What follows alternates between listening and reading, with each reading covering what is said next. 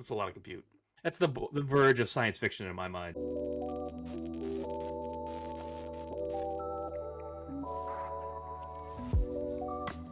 Hello, listeners. Welcome to another episode of The Circuit. I am Ben Bajarin. Greetings, programs. I'm Jay Goldberg. Well, we are joined by the famous Austin Lyons on my team here at Career Strategies, who also writes under the brand Chipstrat. Welcome, Austin, to the show again. Hey, guys. Thanks for having me. Always fun to be here. So on last week's show, Austin, I asked Jay the entertaining question is the circuit becoming a networking show? Because so much of our conversations has moved to networking, and that will be the topic of today. We're going to dive deep in networking.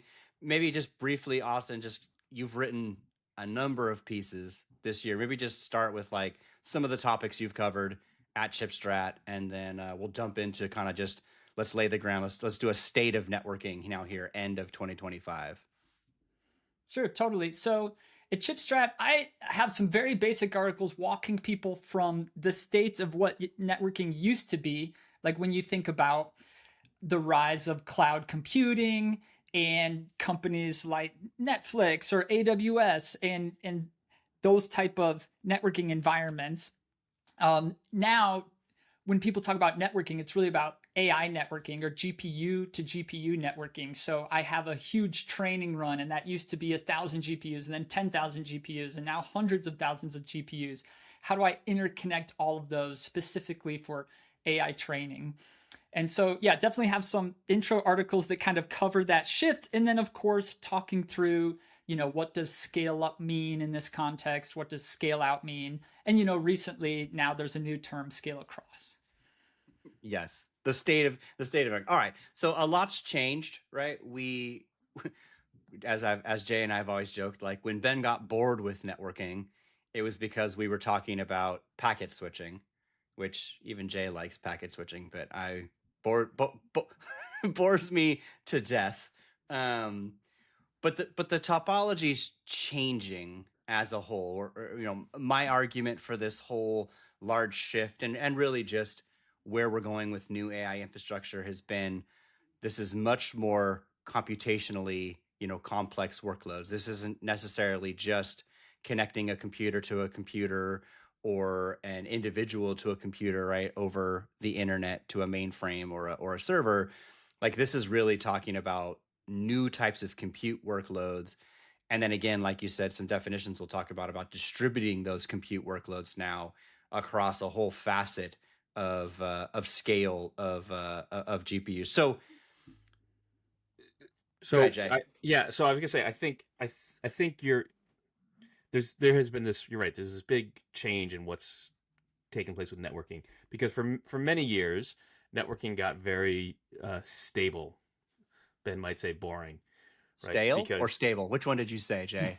Take your pick. Take your pick. Okay. Yes, and right, because we had the internet boom in the 90s, and that sort of catalyzed a big shift in how we had built networks for 100 years around telephony. We got data networks. That just got more advanced and more complicated, but it was still basically the same structure that we'd used for 20 years in the internet. Right, and the cloud companies all came on, and we're using sort of typical topologies that you'd see in a network. And it got sort of complicated. You had to do complicated things around the data center. There was a lot of focus for the last last 10 years. Companies like Cisco and Juniper and Arista, in particular, exploring these themes of how to communicate from one server to the next, and then out to the internet. And it was very much like a pyramid, very concentrated, sort of north-south traffic, we say, in the data center, from the server up to the internet, and then out to the individual users. And that made sense. And we don't talk about all the old topologies and leaf and spine and Cloy fabric and stuff like that. But the point is that was a pretty well tested, and it was getting more advanced and more complicated, but just sort of scaling existing things that had been there for a long time. We're just getting them higher capacity. Something pretty important profound is now taking place in AI because of how we're largely because of how we're training AI models, and just the size of these models and how you have to do the math around, matrix math requires lots and lots of compute nodes to communicate as efficiently as possible together, and that's radically shifting. It's sort of forcing companies to shift how we do networking, right? So that's where we were, and now we're at this transition point. Yep. And I'll just add on there, with sort of like the cloud networking, enterprise networking, it was all about tons of concurrent users talking to lots of different servers. So, high radix, huge ports, tons of traffic, and then just filtering them down to like, here's our database server, here's our API server, that kind of thing. Now with these GPU training, it's a single workload spread across thousands of servers. So not like thousands of users, thousands of workloads running on thousands of servers, but effectively sort of like one user, the ML team or the AI team, running one workload and distributing it across thousands of servers. So it's actually a lot like HPC jobs where you're running, you're a scientific research company or national lab and you're running one huge scientific computing job across thousands of servers. HPC being high performance computing, or supercomputers, massive computers. Exactly. Right. So a little bit of what's old is new. Yes, which have historically run on GPU-based supercomputers. So, hey, GPU, still doing those things. All right, so let's talk terms. One of the things that all three of us have talked about individually and offline or collaboratively has been there are definitions used now to discuss networking within a rack, networking from rack to rack, and then networking from data center to data center. So let's level set on these terms with the caveat that everybody kind of uses these terms differently in who make networking products. But I think we will, as the collective, the royal we, the three of us, standardize on some terms, which I'm going to let Austin explain. And then also maybe Austin talk about some of the components that go into these different three things from a networking standpoint. So launch into that. Okay. So let's start with scale up, scale out, and scale across. Okay. So scale up. So historically, this terminology is also called like vertical scaling. So the idea of scale up is adding more machines that are all working together on the same task. And I was trying to think of analogies for people who are like less technical and coming from an agriculture background. I've got some analogies. I'm going to try them on for size with you guys. But scale up is like, instead of it's time to harvest your corn. You've got a field. It's 160 acres. Instead of running one combine, which maybe would take you 8 hours to harvest it, you add a second combine to that same field.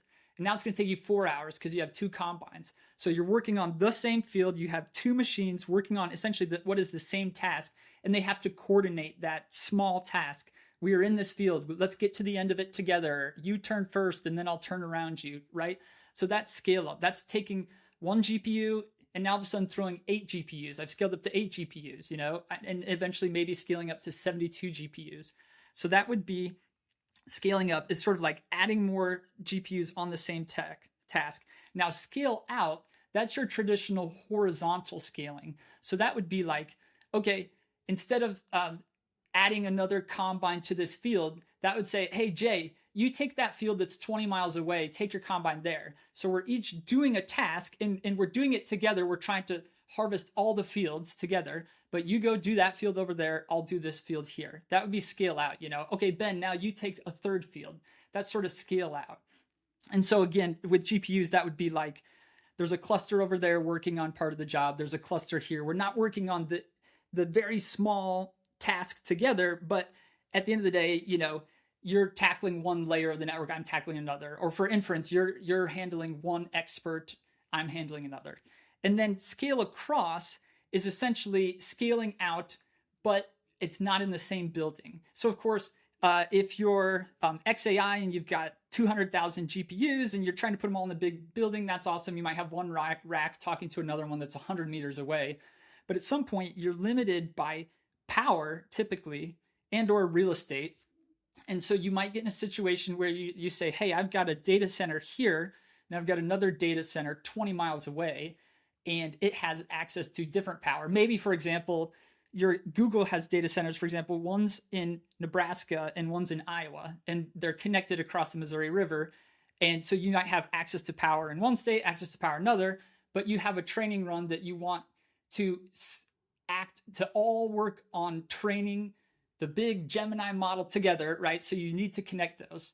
And so again, scale up is more compute working on the very same task. And that's typically first it was within the server node, and then it scaled up to within the rack. Scale out is horizontally scaling, just adding more workers on the job. And then scale across is like, wow, we have to scale across buildings, which could be 100 meters, 500 meters, a kilometer, and so on. So I'll pause there. What do you guys think? Yes. Oh, which, by the way, let me quick add, the scale across farming analogy would, and this happens, would be like, I live in Iowa. I have a farm here. I bought a farm down in Missouri. I've got some Missouri folks down there to work on it. It's all one operation, but it's physically separate. So, okay, carry on. Yeah. And I think, like, to simplify the terms, right? Because my concern with the way that a lot of companies talk about this is that they might use these terms interchangeably. And I think if you just distill it down, and the farming analogy is a good one, like what Austin said, was that if what they're talking about is within the same rack, right? That's one thing. If they are talking about one rack talking to another rack, that, which Austin describes, scale out, but that's rack to rack. And then there's data center to data center. So different locations. And those are three fundamental approaches to, in this case, a network, all being solved by different things. Technology within a rack to network, technology that takes that rack to another rack, and then technology that takes that entire data center and connects it to another data center. So there's a whole host of solutions and products and companies tackling any number of those problems, but that's the high level concept of what we're talking about. Hopefully that's not terribly confusing. So to be clear, your definition is scale up is multiple GPUs talking to each other essentially in one rack. Scale out is racks talking to each other across the data center? Yes. How do we define then something like this Google node with whatever 10,000 GPUs all acting in one sort of compute domain? Is that scale up or is that scale out? Let me add one little nuance. So technically, scale up shouldn't be defined necessarily with only within a rack. That's been true so far, but really it's sort of about almost like memory coherency. Like when you're scaling up, a GPU can access the memory on another GPU. The question is, why do we even have scale up? And part of it is we want more memory, but there's only so much HBM like on an NVIDIA GPU. So if you need access to more HBM, why not pool them and have them talk really low latency, high bandwidth so that GPU A can access the HBM on GPU B. And so technically, so long as GPUs can talk to each other with essentially near zero latency, like hundreds of nanoseconds of latency, that is considered scale up. So technically, they could be in side-by-side racks connected by AEC cable, for example, or optics, and considered scale up. Right. Okay. And I'm not just trying to be difficult, partly, but also it's an important distinction because traditional networking, you think of chip to chip and then rack to rack, server to server and rack to rack. But there's actually something very different here, this concept of scale up, where you are connecting a very large number of compute chips that are like there are thousands of them. So that we're talking about lots and lots of racks. And from a traditional networking person, that's going to be something very different than what we're talking about, which is we're connecting all these GPUs almost point to point where they're all talking to each other in a single fabric, like, right? And that's scale up, and I think that's where people get confused, because they're physically in different racks, but they are logically The same. They are Right. one compute unit. Right. Exactly. And that's why I think it gets a little bit weird, right? Because it's both north to south and east to west, but it is one compute brain. And so, to Austin's first point, if you want to be able to throw one workload at a in this case scale up rack, which is just one rack, but now that rack becomes 1,000 racks, that whole workload can use all of that compute. But that's where I think people get kind of weirded out, right? And so to Austin's point, distributing that workload so that 5 racks over here talk to 5 racks on the other side of the data center, there's going to be latency there and you're probably not going to do that if it's 100 meters away. You're probably certainly not doing that with copper, for example. But that would be the distributed workload, right? I'm 10 GPUs over here and I'm 10 GPUs over there, versus I'm 1,000 GPUs right here in one thing, which again is what TPUs are in Google's V7 cluster. That is a one superpod, and we're moving to superpods, which is why we're having this conversation. That's probably the most interesting part of this, is we're moving to kind of these new single compute pod clusters that can function as one gigantic GPU and handle a whole lot more of a compute workload, right, than we ever could. And we're on the precipice of these varying degrees of size. Again, limitations by networking, which we'll talk about. But that's, I think, why this is such an exciting conversation. Not boring like packet switching or stale.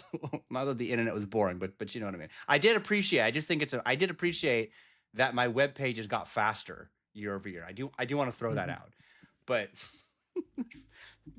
not as interesting as a workload, I think, as we're talking about now. Yeah, I mean, it's a pretty dramatic change in how we build these things, because it really requires. It's this funny thing where you're ripping out a lot of equipment. You're not necessarily seeing switches. Like, switches used to be the sort of the workhorse of all data center networking. You'd have switches all over the place, and it was just like, how cheap could you get this switch? What kind of software was it running? Right? And now in a lot of cases we don't actually see switches anymore, or the switch functionality is built into the server, and that's a radical shift, and it leads to a lot of very different kinds of equipment. And even though we were ripping out a whole class of equipment, of boxes, these things aren't getting cheaper. They're getting much more expensive and much more complicated. Yeah. So go ahead, Austin. And I just wanted to throw in, GPU networking today is very interesting, because you've got this fine-grained coordination. If you've got scale up and you've got now, let's say 72 GPUs all working as if they're one, you have to do a lot of coordination still around what is each GPU doing. But then, of course, that's just like you said, that's part of a huge, maybe there's 10,000 GPUs in total. So you've got these like little scale up clusters that are all working together on a task. And then there's also orchestration at a higher level across all of them. But what gets super interesting, that alone is very interesting. And again, back to my analogy, that would be like, if there's us three are combining in a field and we can see each other and point and be like, you turn first, versus just globally picking up the phone and calling the person 20 miles away and just saying like, hey, did you get done? Come to my field. That's a little bit the difference between like scale up and scale out. But what's going to be continuing to be super interesting is with inference. Now, when you have agentic AI, and so you've got stuff running on GPUs doing inference, maybe token reasoning, so like lots of tokens, and it's running for a while. But then you've got agents that are running on CPUs and starting to coordinate between different agents. You're going to have like this different plane of networking that's going to get super interesting. Probably a conversation for another day, but you've got CPUs, you could potentially offload it to DPUs. And so I think it will only get more interesting as we go. Yes. Agree. Very, very gnarly problems to solve. And while this has typically been a very hardware-driven conversation, it boggles my mind, the software orchestration that goes into this. Like, I know some of it having to look at hypervisors and Kubernetes and even some dedicated chips that do it, but man, Like what we're talking about, just the basic orchestration of GPUs within a rack, let alone what Austin just described, which is, oh, let's coordinate 30 miles away. You're going to do that workload, and we're all going to turn at the same time, and we're going to be like, I don't know, that it just, the software side of this gets crazy interesting too. Well, I know when OpenAI launched, I think it was whatever GPT-5, they introduced this concept of how do you sort of moving between different models, and they call that a router. And I thought that was hilarious because it's a software router, but they're like stealing a networking term, right? And right Totally. and I know that's kind of just marketing on their part, but to me that's the point. Is a lot of what's taking place here sort of moves to the software domain, things that were traditionally done by purpose-built equipment. For sure. And of course, where are those different models running? Are they on different racks or different clusters? So like maybe there is some physical routing going on. Oh man. All right, let's talk about cables. Let's talk about copper. Now, I want to also throw this out because I haven't said that before. That there is also we talk about bottlenecks, we talk about shortages a lot. There's apparently a copper shortage coming because not only are we wiring copper like crazy, and not only are we in the future going to be wrapping all forms of components in a rack in copper to liquid cool them. I just find it interesting that like you see all this data coming up that like, hey, the price of copper is rising, the demand's coming, like that's interesting, right? So now we all know, and Jay and I have talked about this many times on this podcast, right? Copper's gonna live as long as it possibly can. Like it's going to do everything it can to live forever. And that works. Like, you always talk about people and you're like, hey, where are we at in terms of like, copper's life, right? Because again, right, it's historically been cheap. That might change some, but I don't think it's going to become insanely expensive despite the crunch. But like you constantly see like, oh, we just did another breakthrough and how far we can push copper, right, in terms of its limit. So let's talk about the different approaches. One we do like to talk about a lot is obviously active electrical, which is interesting in itself, right? Not passive electrical, but there's a lot going on in active electrical, which is actually helping extend the life of copper. But let's talk about wires. I know you have done stuff on active electrical and did a good primer on Credo for anybody who didn't see that. So let's start with kind of the cabling trends themselves. For, in this case, we would be talking somewhat rack to rack, somewhat within the rack, and a little bit rack to rack because there's distance. But I'll let you expand. Yep. So, at a high level, the rule to live by is copper when you can and optics when you must. So if you think about a passive copper cable, ideally you would just connect two chips or two servers with a passive copper cable. So just electrical wire travels right across it. It's cheap. It doesn't take any extra power. It's just signal traveling across a cable. The problem is today we want to communicate more and more information, and a very effective way of doing that to increase your bandwidth is to send information faster. And that's how you ultimately get, right? If you have cars going through, down the interstate at 30 miles an hour, you can only get so many cars through. But if they're going 300 miles an hour, you can get a lot more cars through, right? So that's what we're trying to do, is always send more information along a wire. Well, when you, at higher and higher frequencies along copper, you get this thing called the skin effect, where electricity essentially only, like, instead of being like a round conductor, like at low frequency, it's almost like a donut, like where the electrical signal sort of travels essentially kind of along the surface. The faster and faster you go, like the more and more travels along the surface. And so essentially you get higher resistance, which just means you get a degraded signal. So all that to say, which if you go to my Credo page, I have some diagrams and stuff, but at the highest level, the faster you send a signal down a copper wire, the more degradation and essentially problems you have. So let me extend your analogy. You're sending all these cars down the road at 300 miles an hour. You're more likely to have accidents, and the accidents are also much more catastrophic. Yes, harder and harder to recover from. Exactly. Yes, when you start to speed up a little bit, the signal, when it comes out the other end, you're like, yeah, it's a little messy, but I think I understand what was trying to be sent here. But at some point, you're just like, I can't understand this. So what happens is the faster and faster you send the signal, essentially the shorter and shorter your effective reach of the copper cable is. If you used to be able to understand it after 10 meters and now you send it faster, maybe after only 5 meters is where it starts to get fuzzy. And then after only 3 meters, it starts to get fuzzy, right? And so what happens is we're at a point where we want to send signals really fast, and we on a passive cable, it maybe only works for a meter or two. So Credo and now some others have said, hey, well, if I do because I understand the physics of what's happening along the cable, if I do some kind of signal preconditioning before it and some post-conditioning after I receive it, I bet I can still back out what was actually being sent, which essentially just lets you take that speed and instead of send it over 3 meters, now you can send it over 7 meters. But it requires digital signal processors on each end, retimers. So essentially it requires silicon, and those require power. So that's why it's an active electrical cable. It's still electrical, but it's active now because you have to power it. So let me pause there. Yep. And the same, and just so that everybody knows, the same will be true with fiber. These are active cables that need the same sort of solution at either end in order to understand and unpack those signals in the most simplest of ways. But I think what you pointed out, Austin, is exactly right. This is why this becomes, I think in my estimation, a couple of interesting things.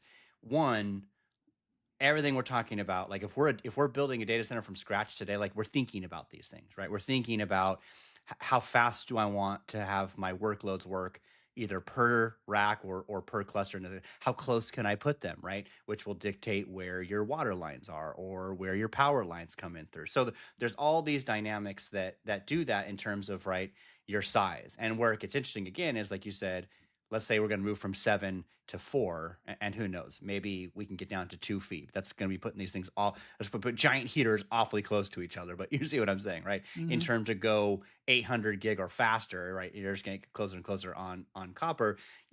I say that to say you can sort of sense, like, yeah, there will be areas where it's not going away, and then there will be areas where we want to push the limits, and we just you see like copper's end in those scenarios, right? For some of those things we're talking about. And that's why this picture, I think, is interesting, is that you can kind of see it, the foreshadowing. It's still a ways away, but we understand the dynamics that will lead to that shift from copper to fiber.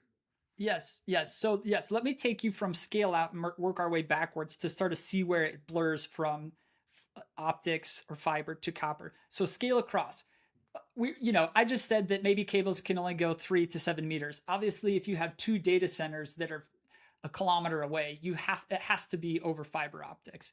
So now if you back to scale out and you're within the same data center hall, and maybe, things are 100 meters apart or 50 meters apart, of course, here you still have to have optics. Now where it starts to get interesting is like racks within the same row, and maybe they're 15 meters or 10 meters or 5 meters. That's where it starts to be like, well, it used to be optics, but right now it's cables or copper, because by the way, copper's has a lot higher reliability because you don't have lasers and fiber optics. Let's take a break here, because I think we jumped right into the deep end. There's an important distinction between copper and optical, right? Copper it's just a wire, right? You have these at your house. You probably have an Ethernet jack in your house. You cut that open, it's just copper. It's just a metal wrapped in some insulator, but it's just metal from one end to the other. You can plug it in and it works, right? When you go to active electric, you are now adding chips at both ends. So there's circuitry in both plugs. That's expensive in terms of power, and just you need chips.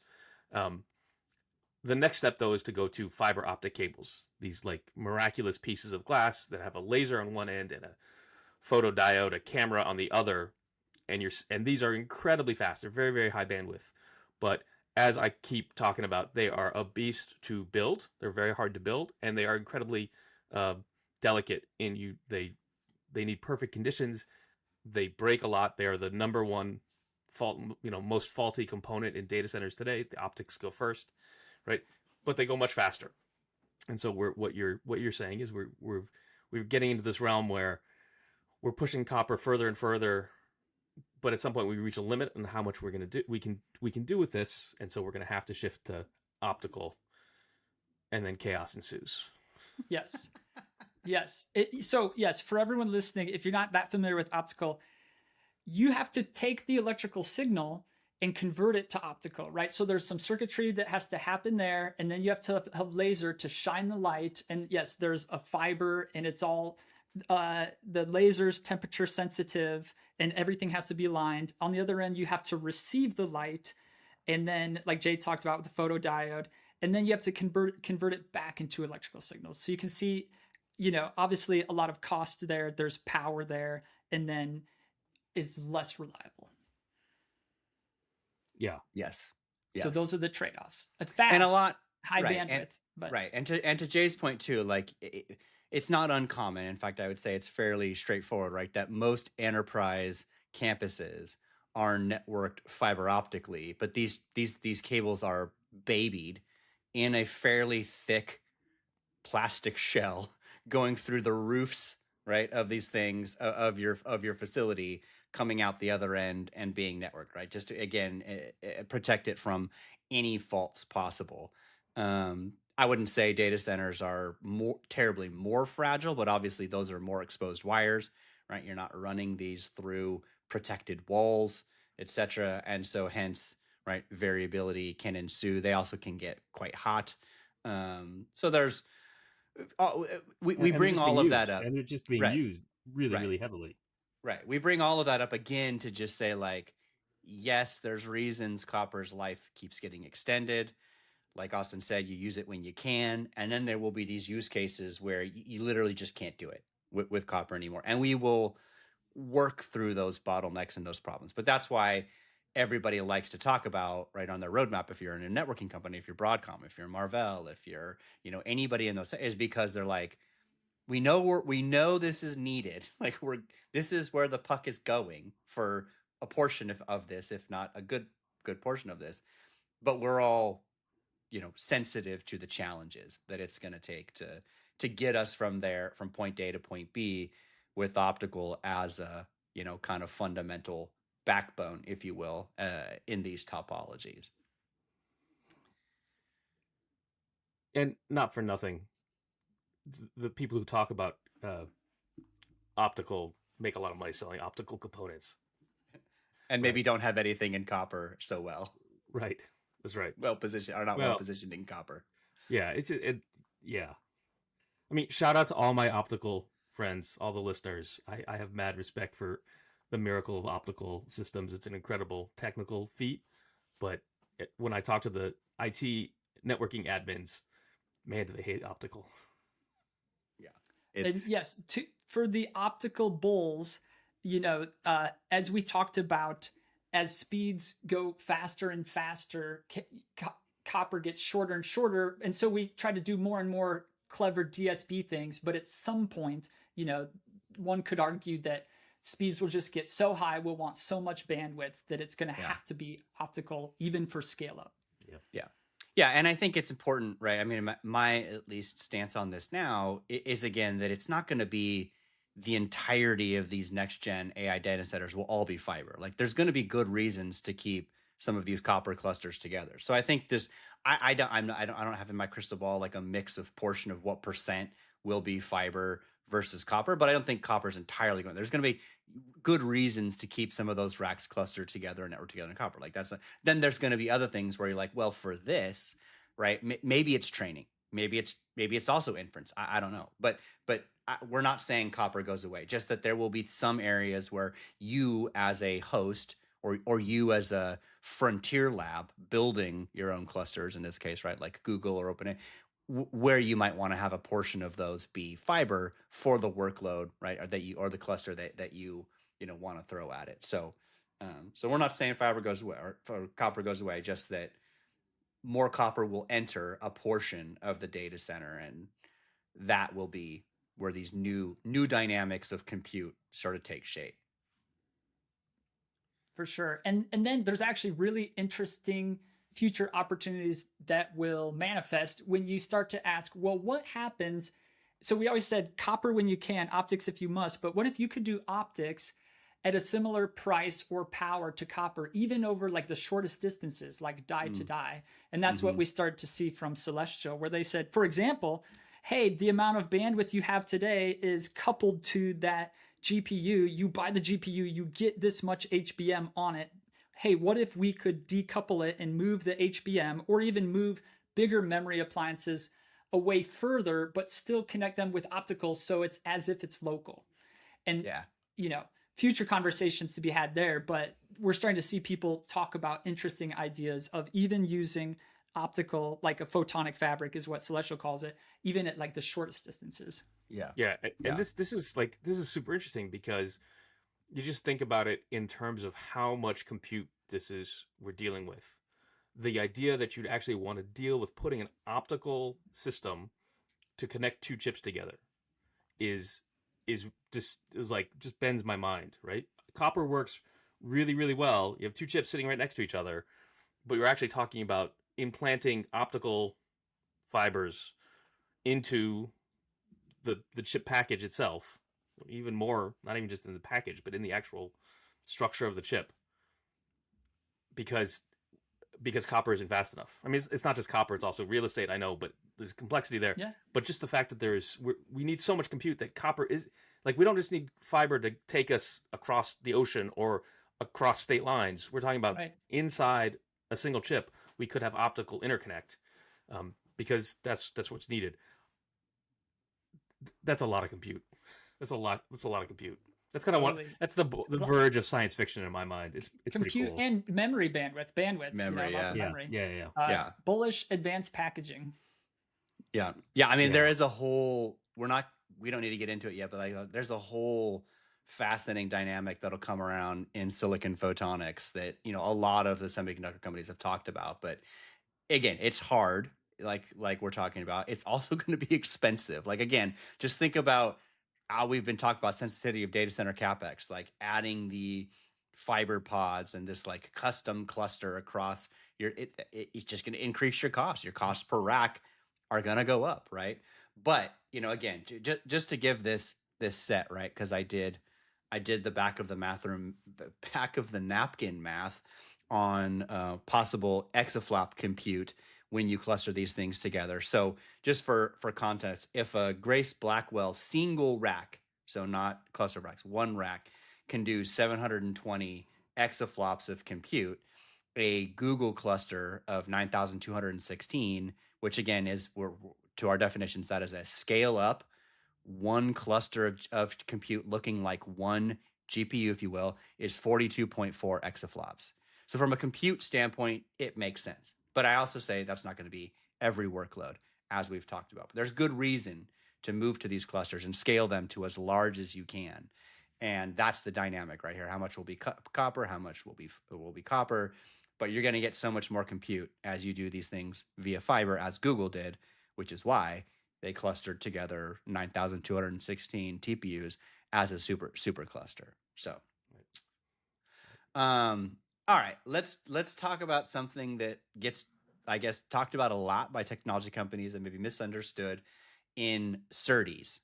Now, SerDes plays a very, very important role in the networking topology, and you also hear like Broadcom's talked about this, Marvell's talked about this, like that they can customize their SerDes, right? They've got a base level, they can customize this for other people. So Austin did a great series on SerDes that I think everybody really enjoyed, kind of breaking this down. So I'll let you just kind of give your high-level primer.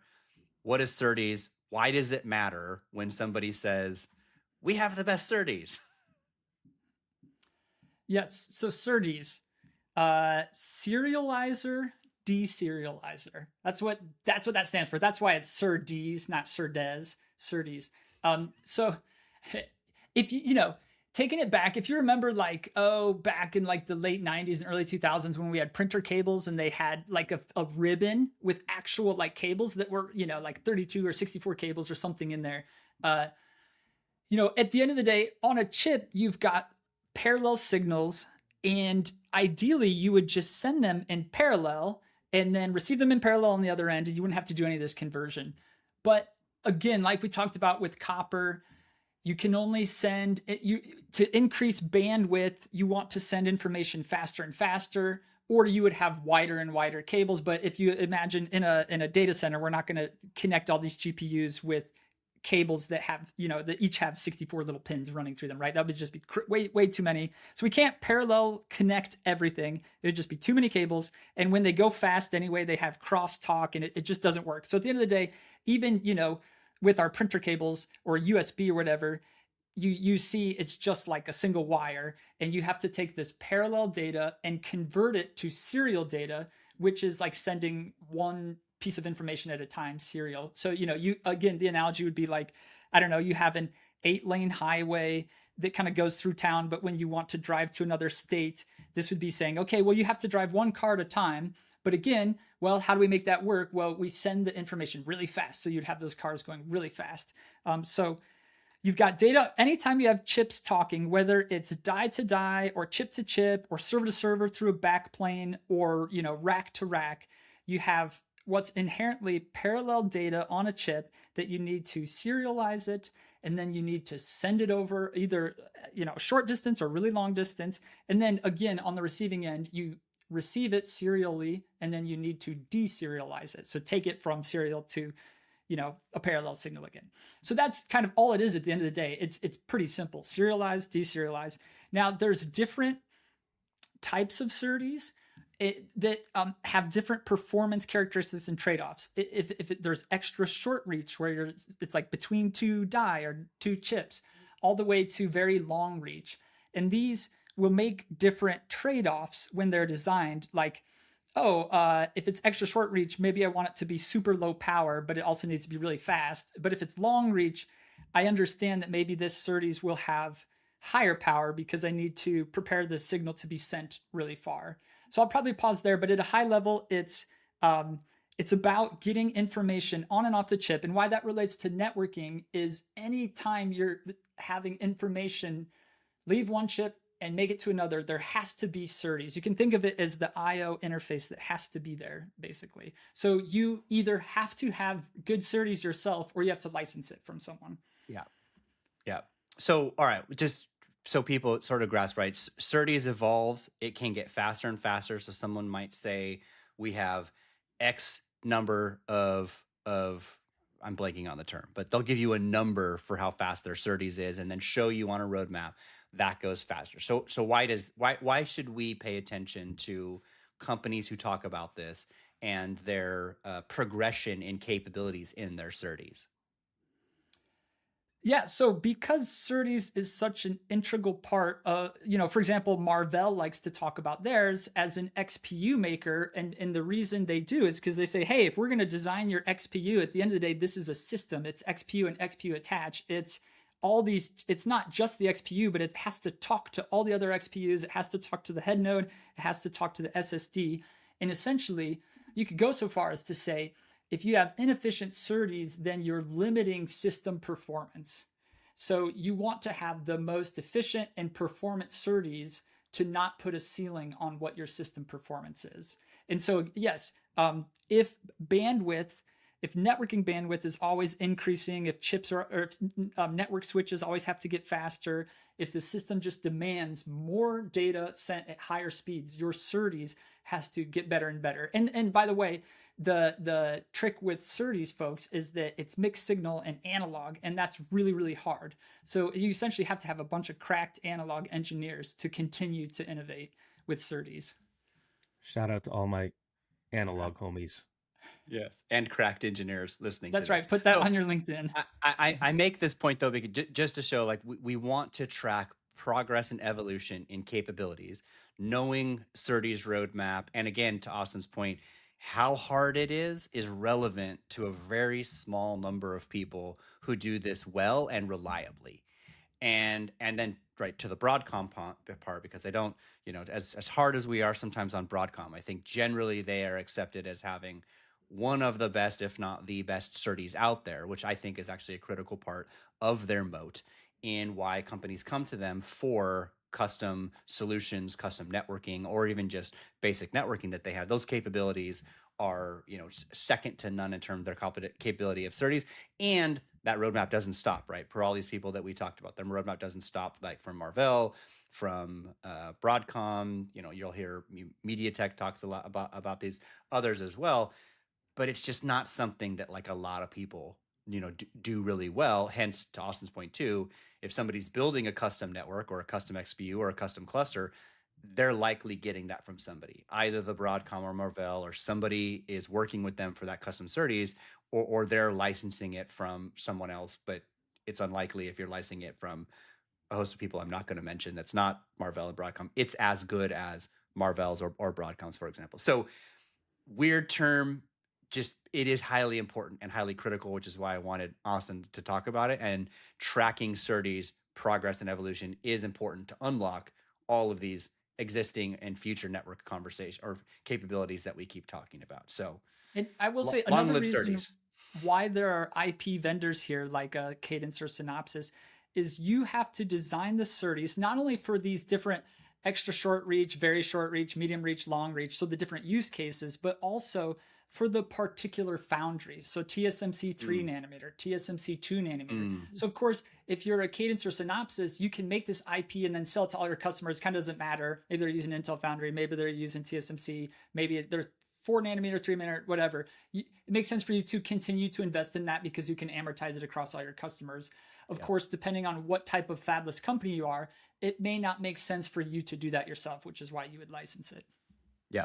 And back to the Credo point, another reason I think they're super interesting is they actually also have their own SerDes. So as like vertical as you are, they have a function of this that's very good within the connectivity suite or the platform that they have, and they also have their own SerDes. So, again, maybe it's just the simplistic way that Ben looks at this. I always feel like, look, if you've got a really good SerDes, that is a differentiator. It's just, again, not something everyone can do. It's extremely difficult, which is why when companies talk about it, I pay attention to see, is it really good? Where are you at on this progression? Are you on the leading edge of that? Are you trailing?